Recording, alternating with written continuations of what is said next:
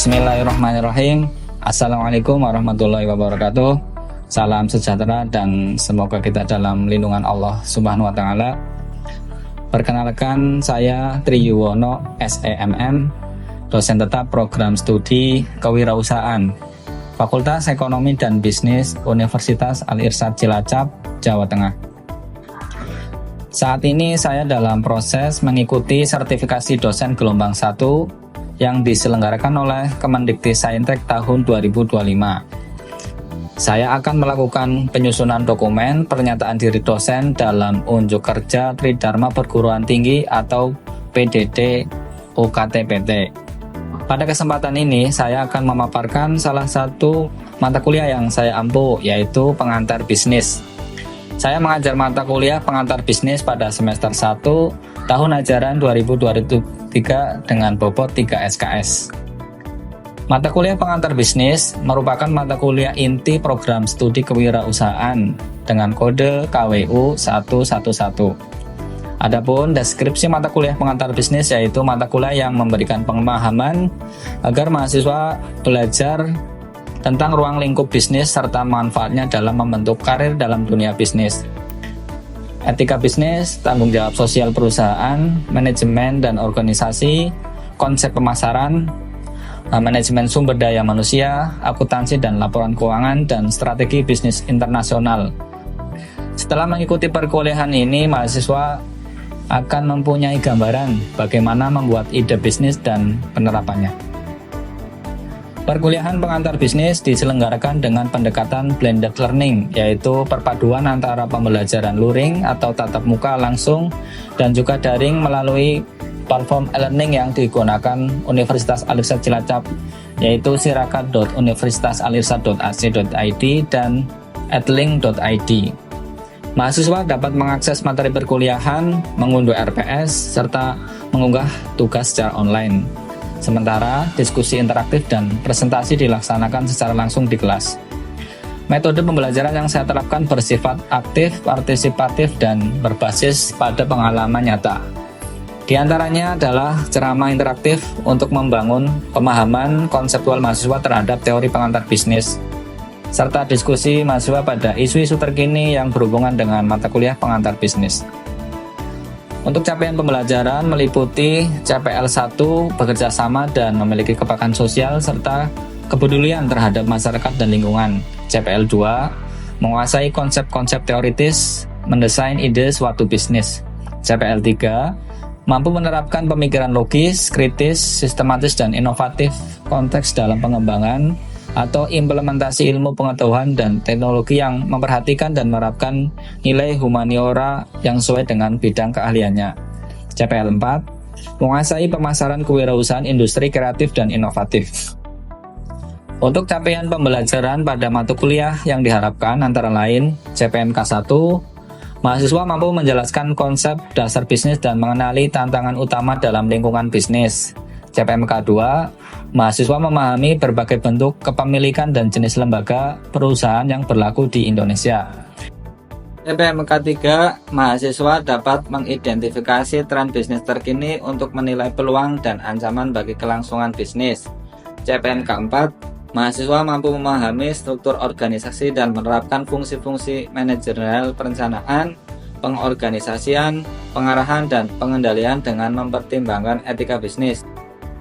CPMK 5, mahasiswa memahami prinsip tanggung jawab sosial perusahaan dan mampu mengintegrasikannya dalam kebijakan manajemen. CPMK 6, mahasiswa mampu memahami strategi pemasaran berbasis pemahaman perilaku konsumen dan spirit kewirausahaan.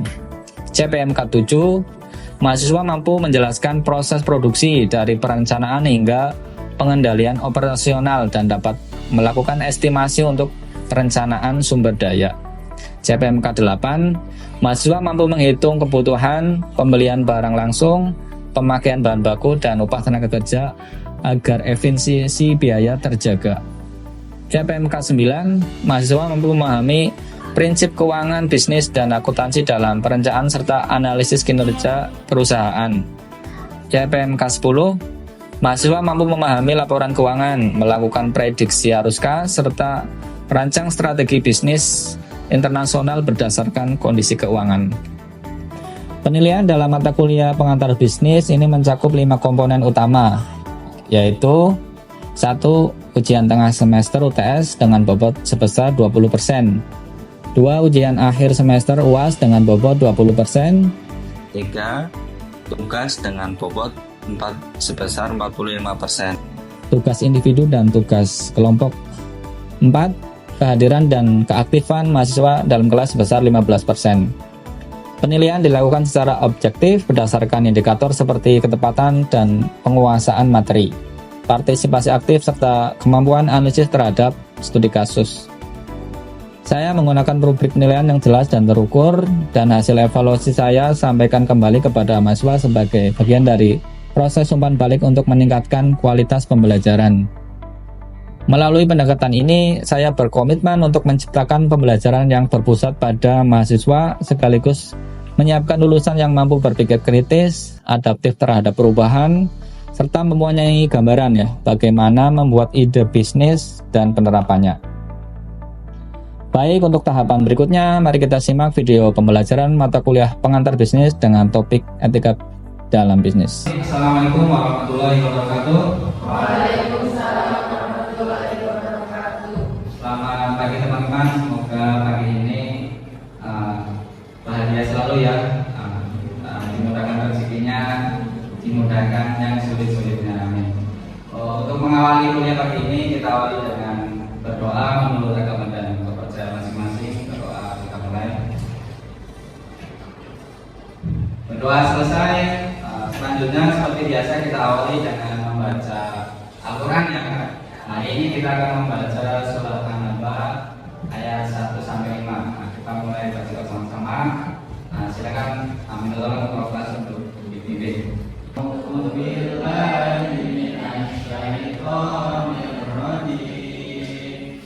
Bismillahirrahmanirrahim. Amma yatasaalun 'anil naba'il 'azim alladzi hum fihi mukhtalifun kalla saya'lamun. Untuk ilmu ya. Untuk teman-teman yang muslim, mohon maaf tadi ya, teman-temannya yang muslim membaca Al-Quran sebentar. Selanjutnya kita awali dengan masuk ke topik perkuliahan pengantar bisnis hari ini ya.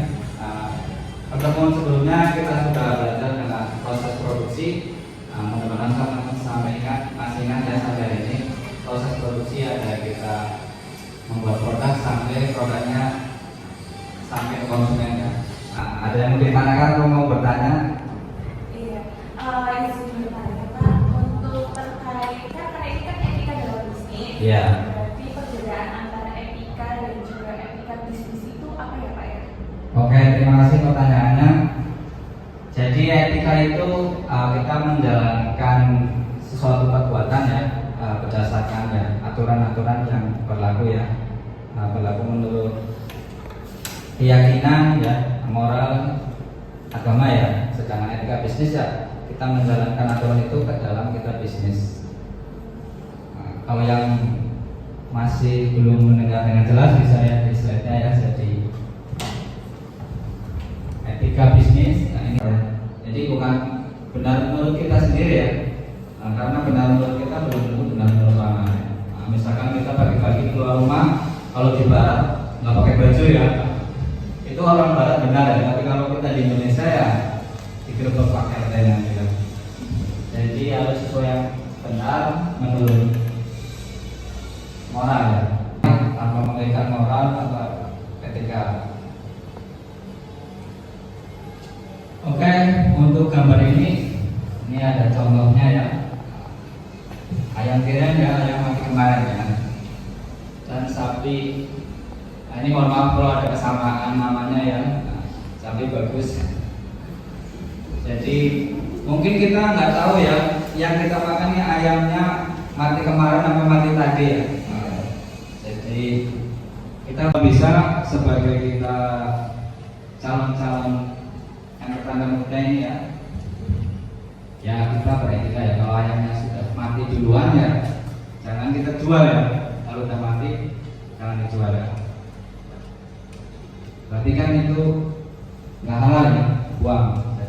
Sapi pun ya pengen dapat untung banyak ya, sapinya diminumin dulu ya, sampai melendung ya. Nah ini contoh etika yang nggak baik. Jadi kepala artinya ya,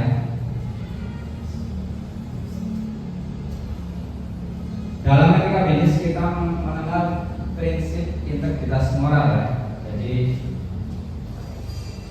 prinsip ini menganjurkan kita menjaga nama baik perusahaan ya. Jadi ya kita ingin tentunya usaha kita bisa diwariskan ke turun temurun ya.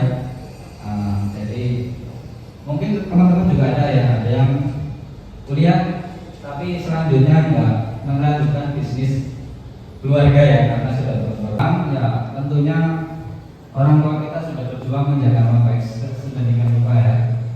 Kalau nama baiknya kita hancurin ya selanjutnya belum tentu bisa melanjutkan ya, karena udah hancur ya. Untuk menghancurkan gampang ya, tapi untuk menjaga ini butuh salah satunya etika ya, sesuai adat istiadat moral Quran agama ya. Jadi yang perlu kita garis bawahi ini benar menurut kita belum tentu benar menurut orang lain. Jadi kita lihat norma Quran ya. Jadi nggak bisa kita menjadi orang yang egois ya, ini menguntungkan ini ya, oh ini nggak apa-apa kok. Misalkan kita tadi ayam tiren banyak mati ya, ini masih segar kok, baru mati tadi jam 8 ya. Ini kita jual aja ya.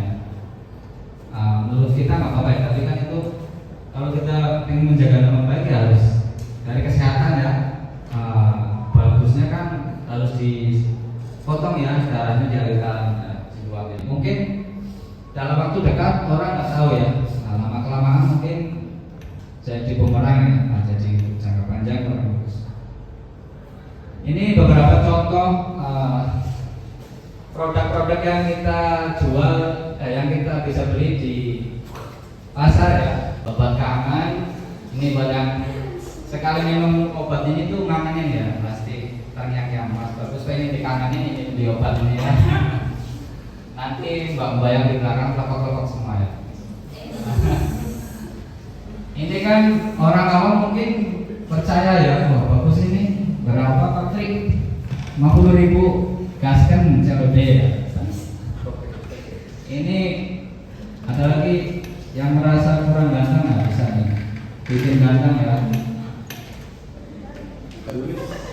Jadi ini contoh produk yang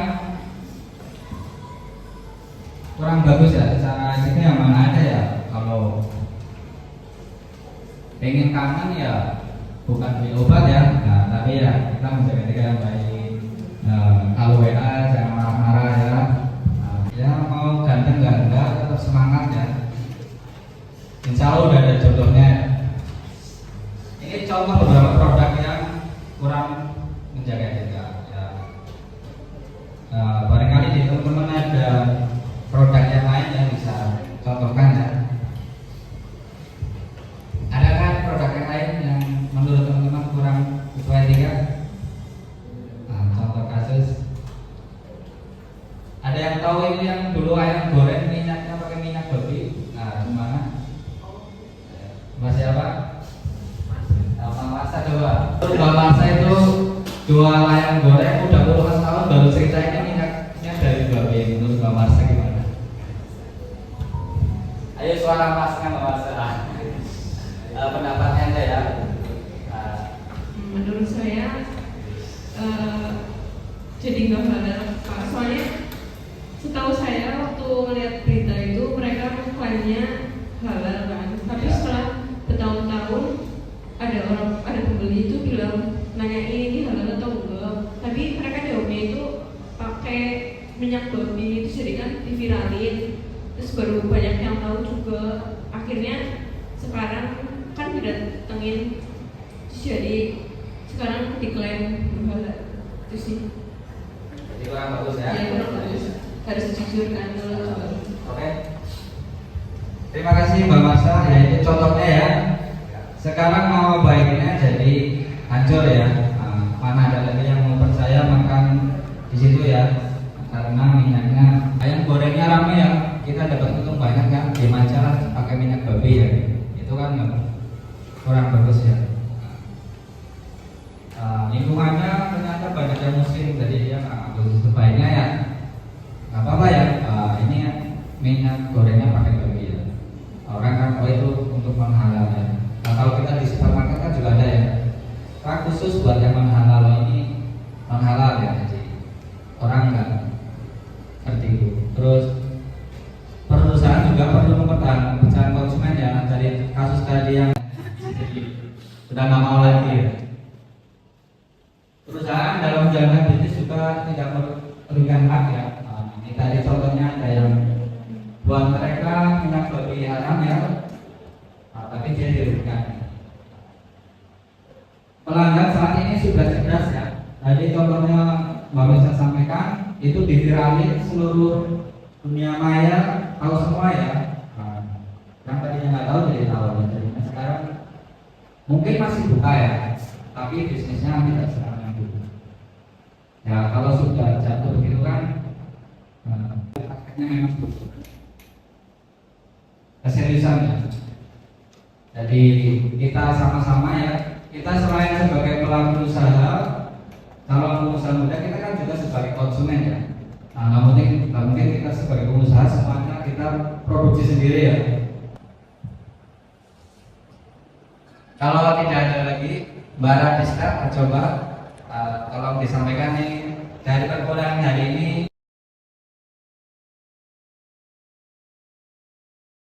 Kesimpulan dari materi hari ini tuh, etika bisnis adalah pedoman moral untuk menjalankan bisnis secara jujur, adil, dan bertanggung jawab. Nah, tujuannya kan bukan hanya untuk mencari keuntungan, tetapi tujuannya untuk mencari kepercayaan pelanggan, terutama itu. Lalu terus saling menguntungkan sesama penjual atau pembeli juga. Terus kesimpulannya menjadi bisnis yang berkelanjutan.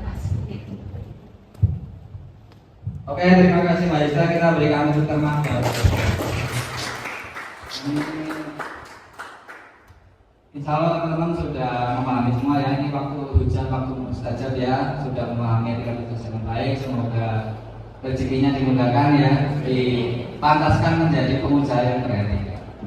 Untuk pertemuan hari ini kita cukupkan ya, kurang lebihnya mohon maaf. Untuk pertemuan selanjutnya nanti kita akan membahas tentang tanggung jawab sosial ya, jadi masih berhubungan dengan etika bisnis. Jadi kita sebagai pengusaha juga punya tanggung jawab. Insya Allah akan kita sampaikan di pertemuan selanjutnya. Kita tutup pertemuan kita hari ini dengan bacaan hamdalah. Assalamualaikum warahmatullahi wabarakatuh.